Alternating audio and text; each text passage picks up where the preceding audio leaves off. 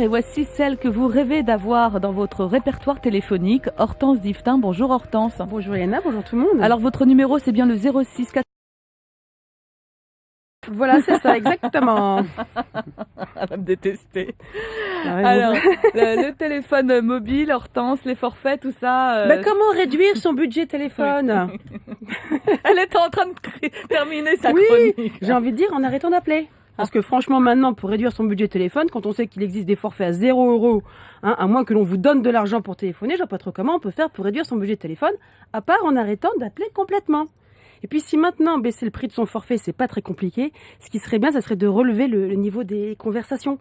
Parce que quand on entend ce qui se dit au téléphone, si c'est pas parler pour ne rien dire, depuis l'invention du portable et des forfaits limités, on se rend vraiment compte, surtout quand on prend le bus, et quand on a un ado à la maison, que les discussions, ça vole pas très haut. Alors les gens, ils pensent que parce qu'ils ont un téléphone, ils sont obligés de téléphoner, et ils croient obligatoirement qu'ils ont des trucs hyper importants et super intéressants à vous raconter. Non, je vous rassure, non.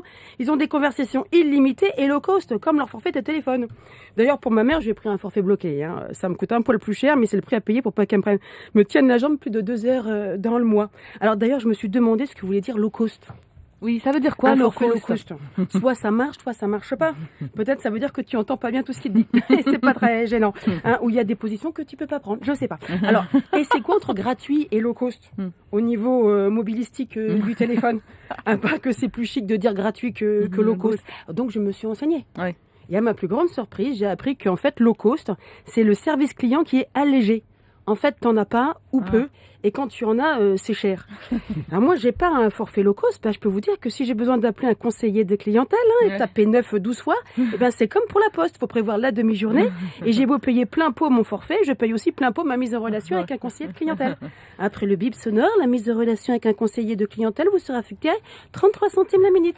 Nous, le conseiller clientèle, c'est Margot Bornet au 3921, ça dure 30 secondes, et c'est 34 centimes. Et c'est 34 centimes la minute. Et voilà, puis il faut être conseiller, contrairement au conseiller qui passe son temps à répéter tout ce que vous lui dites, surtout votre prénom. Tu risques pas d'oublier de savoir comment tu t'appelles. C'est Hortense Diftin, alors Madame Hortense Diftin, c'est bien Madame Hortense Diftin, c'est bon, tu vois. Non, le plus cher maintenant dans le téléphone mobile, c'est pas le forfait. Non. C'est le téléphone.